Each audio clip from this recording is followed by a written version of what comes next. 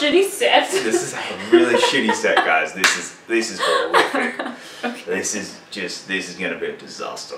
Just saying. Oh, I know. This is gonna be an absolute disaster, and you're probably gonna have to film your own version when you get back. Just be like, Can't keep any of this. Can't use this. Can't use a single second Cannot of use it. this. This is just a disaster, and I'm totally not putting anything up until I get home. Okay. Oh man. It's gonna go so well. This is just... Okay. What is going on, everybody? Taylor here, and I am back finally with another movie review. It has been a while since I've done one. I've had a lot of stuff going on, as you guys know. I talk about it in pretty much every video that my life is kind of a mess. But I'm back, and I'm joined by a very special guest today. Hey guys, I'm Jacob from Twitter, and that's about all I really do at the moment. From Twitter? Yeah, from Twitter. Okay. That's kind I of mean, pretty much all I do at the moment. I guess that's fair. So, Jacob is here with me today to discuss a pretty significant movie, I think. I think it's arguably probably one of the most significant movies of this generation. I think maybe just a small indie film, I guess. Small indie film that goes by the name of Avengers Infinity War. Yeah. Yeah.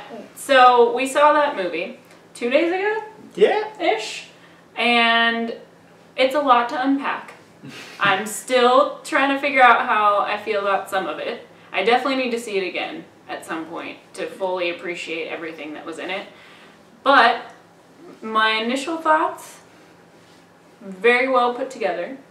I think that it did what it needed to do for a part one of a two-part setup. But how did you feel about the opening of the movie? The opening of the movie, I thought, where we opened up with Thor basically being completely disseminated, like just destroyed. Like absolutely everything. The ship at the end of Thor Ragnarok completely destroyed by Thanos and the Black Order. I thought it was very well handled. I thought it gave it a lot of weight. And suddenly you were able, okay, this has established Thanos as this big villain and established who the Black Order were, which I thought was very well done. Gave us the stakes and was able to kill off someone fairly significant. Two people pretty early on that were fairly significant within the MCU. And going off of that, like, we're spoiling the heck out of this movie. Yeah. So, fair warning. If you don't want spoilers, if you're one of the few people in the entire world that has not seen this movie yet, do not watch this because we are going to be discussing the whole thing. The opening for me was kind of what I expected after we got Ragnarok. That's kind of where I thought they were going to start it, was in space with Thor, which I do like.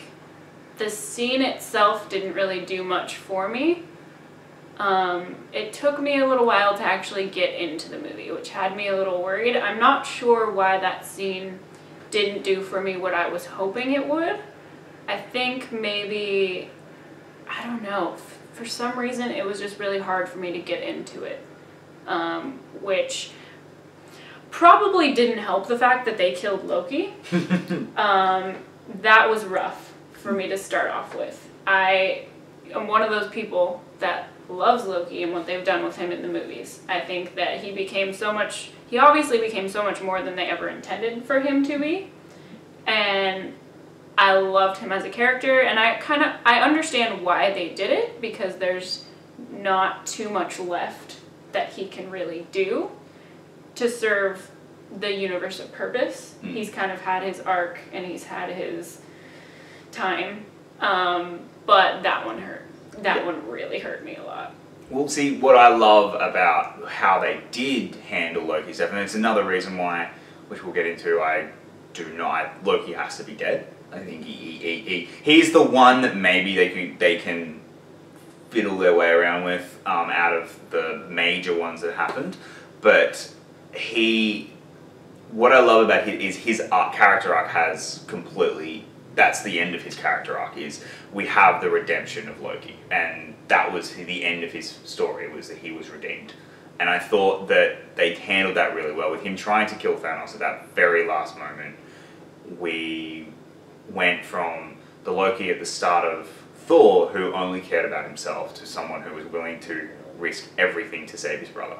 And that's what I thought was beautifully done, and I think his journey over the course of these 5 films that he's been in is a really, really powerful and incredibly well handled arc for this character. Well, I agree, and I think that if they were going to try to bring him back after this, I feel like it would kind of diminish that arc, because we were able to see him go that full circle of going back to, like, that look he shares with Thor, that's, hey, I'm not going to betray you anymore, and this is, I'm going to kill him, and it goes back to that starting point of where they wanted to be brothers, and they wanted to support each other, and they had that, and if you go back and bring him back again, it's kind of like... But I don't see what you can do with him. Well, that's what I'm saying. So if they were to bring him back, there's not too much else they can do with his story arc that's really going to be that meaningful. The way that ending was, and on top of that, I think it's too much of the back and forth, because if they bring him back again, it gives more of an opportunity for him to go back to, oh, he's mischievous and he's gonna go. You know, I don't think we need to see any more of that. Yeah, definitely. With that character. Definitely don't want to. Loki's the one where if they went, he's dead, and we're keeping him dead, I'm sad. I am definitely sad by the death of Loki, but I think it's needed and it's important. Heimdall's death is one that was just clearly an actor and a contract. That was very clearly an actor and a contract, and it's finally done. The other thing that I'm still questioning is Valkyrie and the Valkyrie Korg. Didn't see anything from them. There was no bodies. Yeah. There was no mention of them by a name or anything.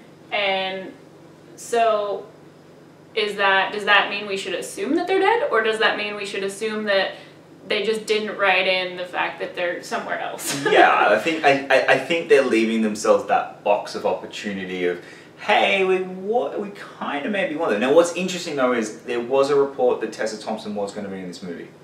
So she was on a cast list at one point.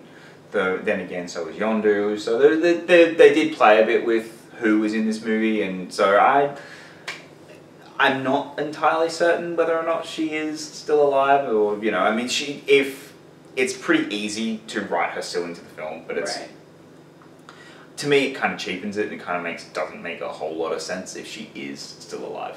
To me, but you don't, to me, because where Thor Ragnarok literally ends, where the 4 of them are on the deck and they're all looking at Thanos' ship, I don't get how you explain that she's no longer there. Right. No, and I agree with that, and I also think that I don't really know what purpose they would serve further than this. If they were to have been somewhere else, and they could play a part in the second part, but with us not getting any more Thor movies, and I just don't really know. And that saddens me, because that was the one thing that, if there's anything that I took out of that opening the most, was my God, I want a 4th Thor now. Because just to see how a standalone film about how that character would deal with the fact that pretty much Asgard, everyone from Asgard is dead, his brother is dead, his best friend is dead, everyone is gone. Where do you go with that guy? With no planet and no That is fascinating to me, and that to me, Thor.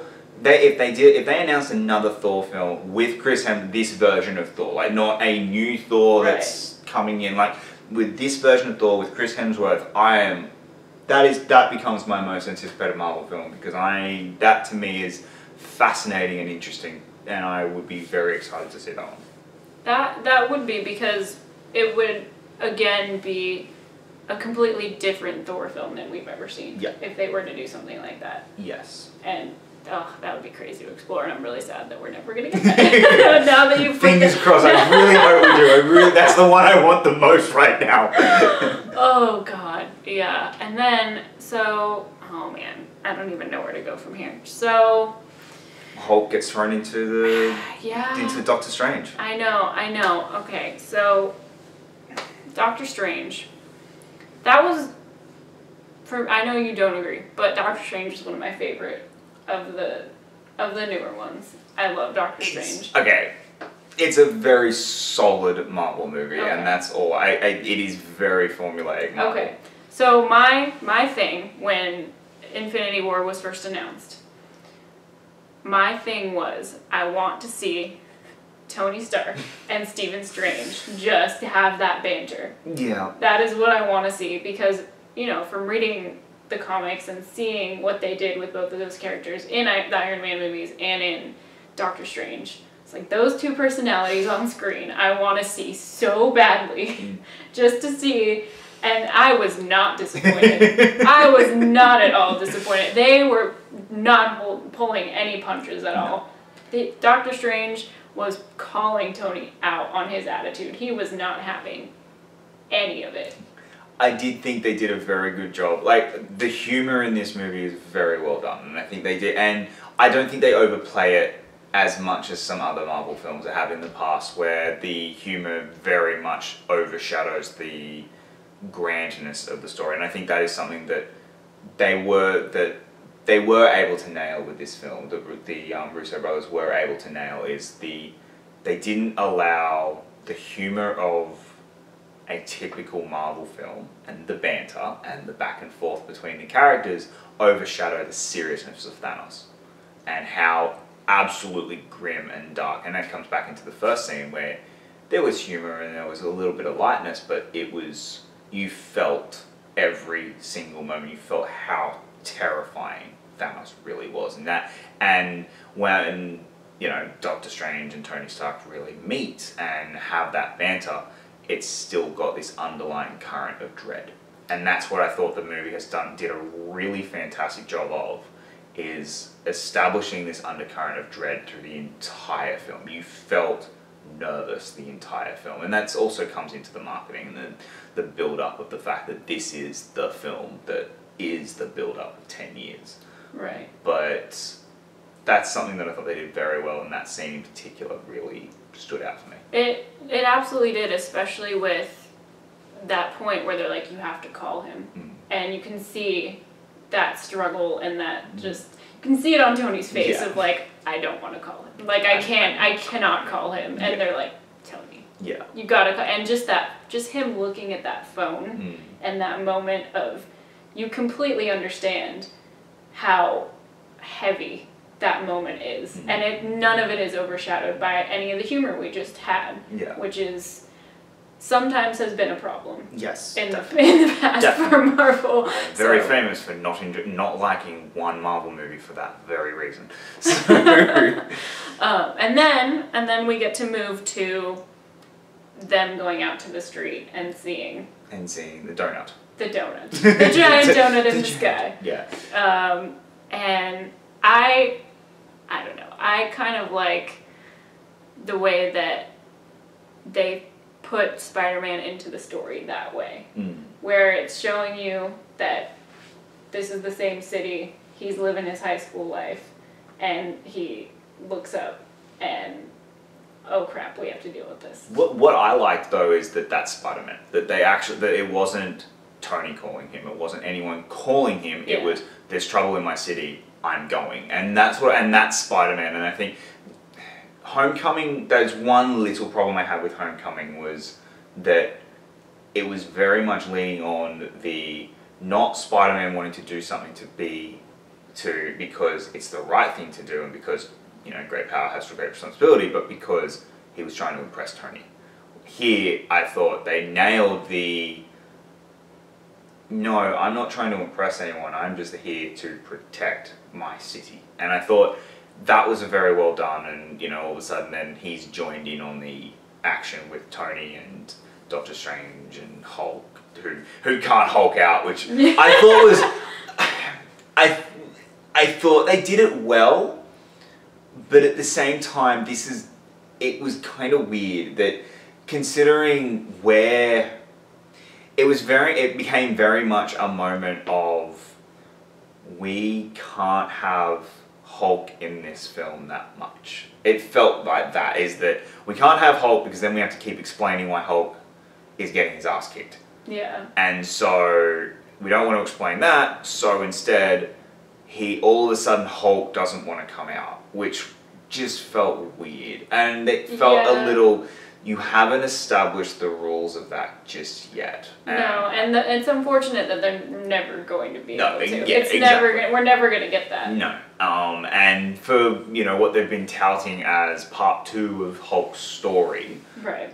I didn't feel like it was part 2 of Hulk's story. I thought it was very much just, we didn't know what to do with Hulk in this movie because you need to have Hulk in this movie, but at the same time you can't have Hulk in this movie. Right. And it was kind of one of those, this is our fix that doesn't really fix it. At least that's how I felt. I felt in there with, And another thing is, it feels like there was a moment where it really felt like they were trying to make it seem like he had a story, but he didn't really, because when he sees Natasha again for the first time, and it's just like that awkward, like Rhodey said, or Sam says it? Yeah, Sam says it, where he's like, this is awkward. It was because, they're seeing each other again for that first time, and you're kind of forced to remember that forced romance angle that they were trying to throw in there. Yeah. And then, but you don't get anything from it. There's no payoff. They don't revisit that ever again in this movie. So it's kind of just like, I don't really think they knew what they... Yeah, I think the whole, especially considering since Civil War, since Age of Ultron, we've had Black Widow in a movie in Civil War, where they didn't really address it at all, and then we've had Thor Ragnarok, where Hulk has been in Thor Ragnarok, and they addressed it a little bit, which was when they made him turn back into Bruce Banner. Right. And then this movie, you're right, he literally sees her. There is a moment of recollection, I guess. It's kind of this moment of happiness, but still heartbreak, and it's just this moment, and that's it. It's never mentioned again, it's never brought up again, and I thought that was... I get, you need to address it, but at the same time, I'm not exactly sure about that. I just think, going back to this, I did really like how they split the teams. Yeah. How they chose that, alright, Doctor Strange, Spider-Man, and Tony, they're all on their own thing in the giant donut. Thor and the Guardians are on their story. I did really like how they split everyone up, and then again, split the Guardians up as well. And I thought everyone was able to do their story particularly well, and the character mix-ups were unique and different enough that we hadn't seen them before, and I did really love that. So different than the reveal, the Captain America reveal is amazing, it's one of those ones where I'm kind of upset that the trailer spoiled it, but it's still one of the best moments in that trailer, because that was absolutely incredible. It was, and it was a really great way for them to introduce that team as well, showing us what we're going to be getting with that group and what they have going on. And I really actually enjoyed what they did with the Wanda and Vision story. Was a little worried about that, just because there were a lot of different ways they could have gone with that, based on a lot of the different comic arcs. But I think they handled it well, and I think that it didn't feel awkward, and I didn't think it did. I think that it was handled pretty much the best way that they could have done that. I tend to agree. I think my one slight issue, essentially their love story is the heart of this movie. It is you need to believe in this love story for this movie to work now.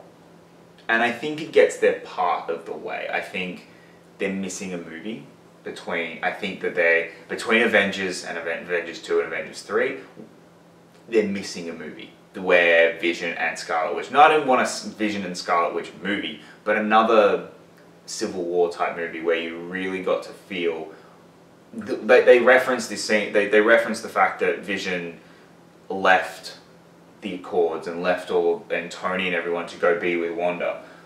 That should have been a story that we saw, in like a Thor movie or an Iron Man movie or some other film in between where you actually saw Vision deciding and making the choice of going here, so that we can build up to this romance that is really the key to this movie. Because if there's no romance, Vision dies 10 minutes into this movie, right, when Wanda destroys the Soul Gem and none of this happens.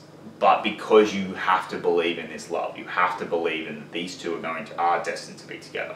They do want to be together, and because you believe in you are basically forced to believe in this.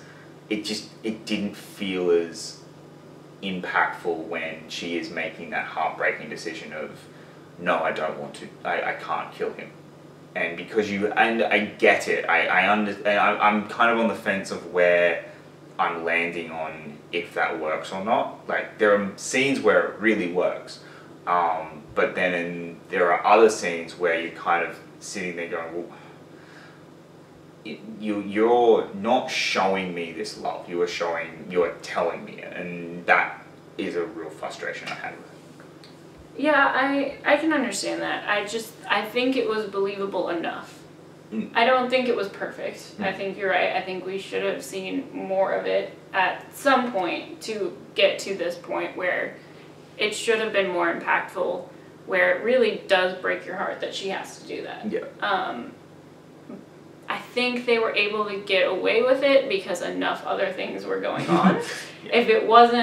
If this would have been in any other movie where you didn't have 4 other teams of people trying to save the universe, probably not. But I think that they were able to hit it enough where you're like, all right, I kind of believe this, and then they throw Captain America at you. Yeah. Or like, where they throw this team at you, and all of a sudden you're seeing Captain America, and you're seeing Black Widow, and you're seeing this team. I did really love the world building that the film did with that team, where within 3 minutes of them being on screen, you very much felt this was a team that had been together since the end of Civil War, and they have been a team, and they have been the underground Avengers for the last 2 years. And I thought that was really well done. And it didn't take a lot for you to feel that, but I did. Like, I was able to feel that, okay, this is a strong cohesive unit and that we're very much together. And I think this just comes down to my general thoughts on this film, which are that it is very much a culmination movie where if you cannot watch this movie if you have not seen any of the other Marvel films. No. There's no way. You can. People were saying that about Civil War, that Civil War was like the season opener or the season finale of it. This is very much the season finale of the Avengers. And part of me loves that, and part of me doesn't. As someone who has really been invested in these Marvel movies and has really loved these Marvel movies, I love that. I love that they are paying off these 10 years of this type of cinematic storytelling, that this, universe building where there are 5 different franchises and you've got to go see every franchise. That type of storytelling is able to have this type of payoff. I love that. I think that is incredible. As someone who is very much every film should stand on their own 2 feet, I kind of have a bit of an issue with, okay, to me this isn't a film where from start to finish it tells a cohesive story that you don't need.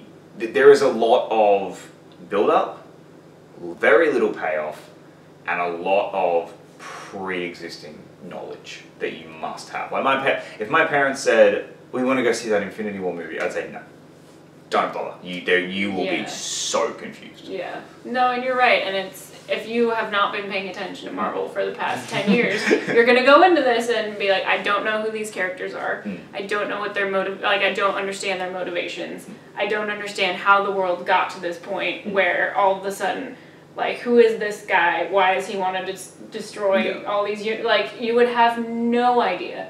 You would understand nothing. Yeah. But even so, like, what I find interesting is, though, if, say, you just saw the Avengers movies, if that's all you had seen, Like there are 2 Avengers movies and that's the 2 you would seen, you still be confused.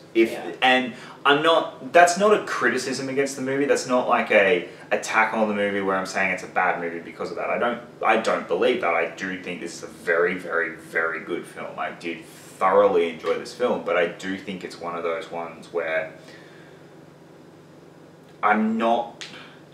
Marvel have done this type of storytelling extremely well, and they have been able to land this version of storytelling.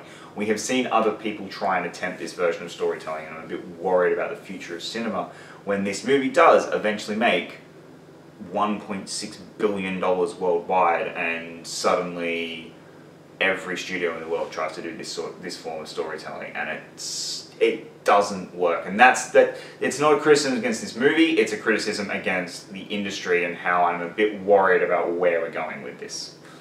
That's one thing I'm a little worried about this movie, which I can't criticize this movie for because it's not the movie's fault. No, and that's going to be interesting to see possibly other studios and other franchises try to take this on, because if you are not willing to start at the very, very bottom and put in 10 years of work to get there, maybe not 10, but even if you're putting in 5 years of work or whatever it is, if you're not doing that and then you try to throw together a movie like this, there's no way, and then they're going to get confused why it didn't work. That's going to be very interesting. But do we want to talk about do we talk about the ending? Do we just get to... I think before we talk about the ending, we need to talk about something very important that both you and I kind of have the same opinion on. Yes. Gamora. Gamora. I think that as much as it breaks my heart that they killed Gamora, because she is a very important character, just in terms of strong female characters, and really awesome, just badass characters generally, she cannot come back. No. They cannot bring Gamora back, because if they do, it completely undercuts this movie, just overall, because that is such a strong, emotional, heartbreaking, awful moment where you realize that Thanos is going to kill her. He is going to kill her to get what he wants, because that means more to him than her, even though that is the one thing in the universe that he actually loves. And if they bring her back, it just destroys that. Yeah. And I think the movie does an incredible job with that moment. Where, and that's a huge positive in this movie. Killmonger is still my favorite Marvel villain.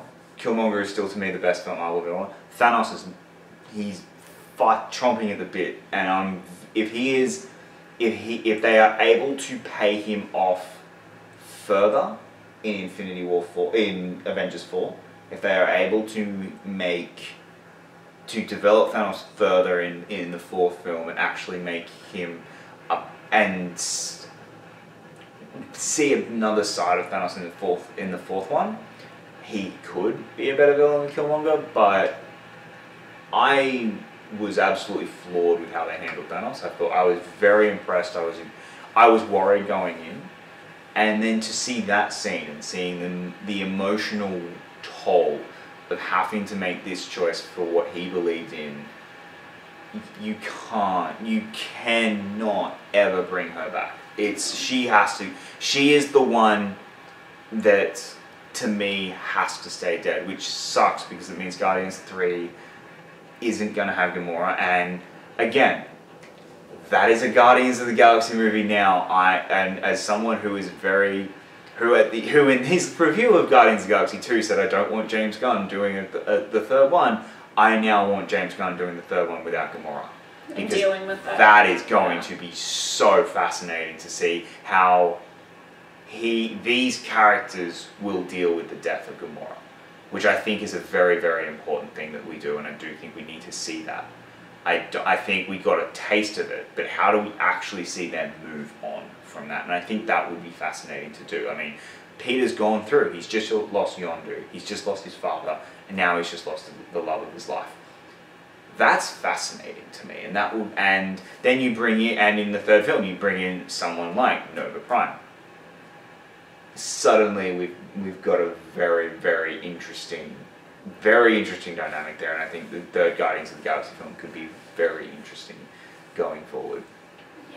Yeah, watching how the dynamic of the Guardians handle that and how they would just try to find a way to deal with that, because that movie is really going to be something, if that's hopefully the angle that they take, where it's, all right, we have to deal with how they're going to deal with this. Speaking of this scene, because there was a little surprise at the beginning of this Very scene. much so. Would you like to talk about it? Okay, so for those of you who didn't used to follow me on Take 3, I very publicly said that Red Skull was never coming back to the MCU. That Hugo Weaving was never coming back. That was it. He had made peace with the fact that he was never coming back. I am a complete idiot and I have no idea what I'm talking about, because that was one of the best surprises of this movie. Was, as someone who adores, as someone whose favorite MCU movie, and I am one of the few people in the world, somehow there is another person sitting next to me who is the same as me, as someone whose favorite MCU movie is the first Avenger, seeing Red Skull and seeing that payoff, I think was absolutely brilliantly done. The build up to it, I could pick the voice. Me too, that's where I was at. But see, I went, I know that voice, and it took me a bit, I went, I think that's him. I think that's Hugo Weaving. And then I went, no, they're not doing that. They're not going to do it. They've just got Hugo Weaving. Nope, it's Red Skull. Holy crap, they got Red Skull back. And I thought that was really well done.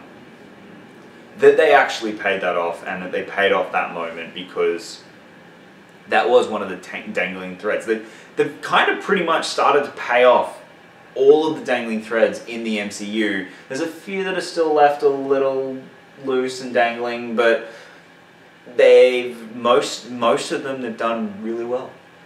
That one especially, like you said, as the two people in the world who that's their favorite MCU movie, that was incredible to see, because it felt like a little small love letter to that movie in such an insanely huge movie like this one, for them to bring that back around and say, don't forget that this is all connected, and just because it was however many years ago, that this universe still works like that, and there's still like we're paying attention, and this is still, that moment when I heard the voice, I did, in my head, I was like, I know that voice. I know that voice. Why do I know that voice? And then you see it, and it's like, holy, oh my god. When I first saw it, and it's the cloaked figure, I got a little excited because I thought they were doing Lady Death. At first I thought they were going to do Lady Death, and then, which is another thing I'd like to talk about when we talk about Thanos later, is that I really love the change in motivation that they made for him. But at that moment I thought, oh my god, they're doing Lady Death. No, that's a male's voice. They can't be doing Lady Death, and okay, one more moment I want to talk about, just for personal selfish reasons, before we move on to the end. The scene where Star-Lord is imitating Thor. Oh my because he is 100% jealous of the way that the rest of the Guardians are falling in love with Thor immediately is the best. That was perfect. Well, and actually that was something that I was a bit interested in seeing how the Russo brothers would handle the Guardians, because this is the first time we've seen these characters written by anyone else other than pretty much every single other Marvel MCU character that has had more than one film we have seen be written by more than one writer. Right. Whereas in the Guardians, we've never seen that. It's always been one writer, one director, like the same writer director for both films. And they were the Guardians. I never felt like they weren't the Guardians. I never felt like there was anything different, and that scene so particularly nailed the Guardian, who this family actually were, and I thought that everyone got their little moment as well, which I did think was really well done. That there was no one really shortchanged. I think a few key ones off the top of my head, like Black Widow never she's in the movie but not really. Rhodey was the same. A lot of the major supporting characters didn't really get their big moments, but the big mainstays all got their massive moments, and that scene in particular just highlighted, Rocket's reaction through the whole thing just sold it, and I thought that was really well done. Yeah. All right. Are we gonna dive into the end of this movie? Okay. All right. Where the hell do we start? I know. Okay. I know. So. All right. So. We should probably start just by saying that going into this, we know that Stephen Strange knows every single possible way that this can end. Yeah. He has seen them all, Mm-hmm. lived through them all. Yes. And he says there's only one where they win. Yes. So, is this actually the one he saw where they win? Yes. I truly believe that Stephen Strange saw that the only way that they can win is by losing. That the only way that they can possibly actually win is if Thanos believes he's won. And that, now, I don't know how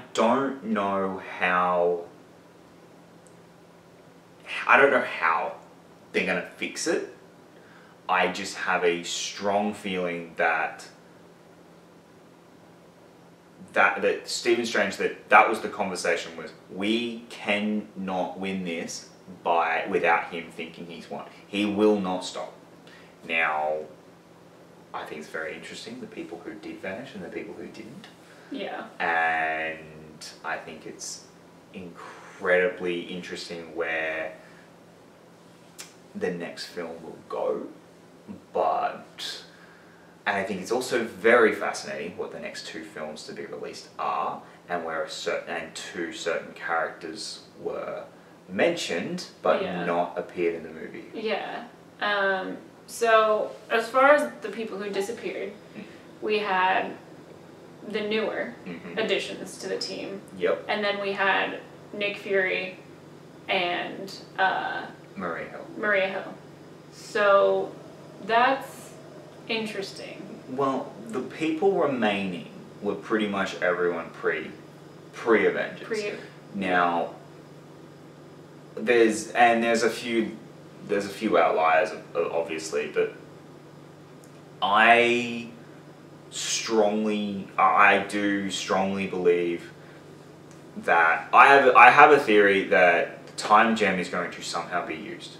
That it's somewhere in the next film the time gem is going to be used, and it is going to be used to send Tony back to Avengers 1. Because that's where it all started. That Avengers 1 is where all of this started, and that is where they have to go back to stop it. That's my theory. That's how I believe that this is going to work, and that there will be a sacrifice, and Tony and Cap will die. And that will be the sacrifice that Tony and Cap have to give their life for the rest of the world, essentially. Okay. And Captain Marvel will somehow be involved, because that was what we saw in the post-credit scene, which was really fascinating. But I am very, very curious to see where and how they're going to fix this. I know. Yeah, that's gonna be. It has to be a time element. It has to be something with Doctor Strange-esque. It has to be that. I feel like I don't really know how else they would do that. And I do think that since it is the OG Avengers that are left, it is going to have to be something where either they go back to that kind of time where it was just them, or it was something in their past that they have to go back to fix it, because that first Avengers movie is where it all started. Tony says it. That's when Thanos got it in his head. Yeah. And that's where this all kicked off. Yeah. And took us to where we are now.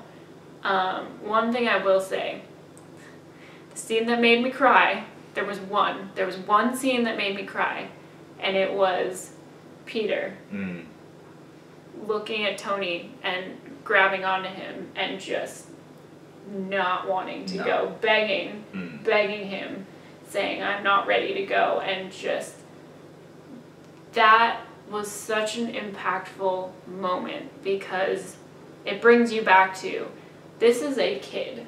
This is just a kid.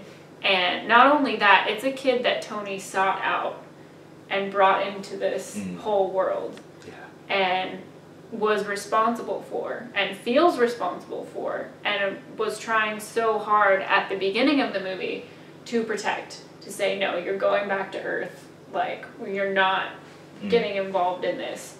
And to have Tony, who already has so much guilt and PTSD and everything else that he is dealing with, to have that, and then on top of that, for him to have that moment where he has to watch Peter beg to stay, and then there's nothing he can do to keep him from disintegrating. There's nothing he can do. Yeah. That scene was heartbreaking. Steve seeing Bucky go. Yeah. That was heartbreaking. This ending is going to be extremely divisive. I do think, and I said this when I walked out, I think that culturally, and I'm not comparing the two films at all, I don't think this is anywhere near on the same level as quality-wise as this other film, but culturally and just the significance and what this moment and this type of film means is, to me, The Empire Strikes Back for our generation. That there are going to be a generation of children who this ending will impact them, and they will tell their kids, going, you think you had to wait a while. You should have been when this movie came out. We had a year to wait. We had to that ending, and we had to wait a year before we found out. And the type of storytelling, and the final shot of Thanos, just, he's done, was, I thought, brilliantly. Like, I had suspicions. My theory going into this movie was that actually what I thought would happen was he would get the sixth stone, lift his hand, it would cut to black, and we'd just hear the snap. Okay. That was my theory. That was how I thought maybe they would end it. I knew there would be a snap. I thought, there's no way you don't end this movie on a snap. There has to be a snap in here somewhere. But actually seeing it, I didn't expect. I didn't think we would see the consequences of the snap until the next one. I thought the next one we would see the consequences, and I thought they did a very, very incredible job of showing you the consequences of what this actually meant. And look, it's funny, the film itself to me didn't. The film from the snap to the end credits, they didn't really show the real world aspects of what the snap meant. The post-credit scene, that showed there's planes going to drop out of the sky. There are helicopters going to destroy buildings. There are cars that are just going to disappear. And like cars, the people in cars are just going to disappear. And seeing Nick Fury and Maria Hill driving around going, what has happened,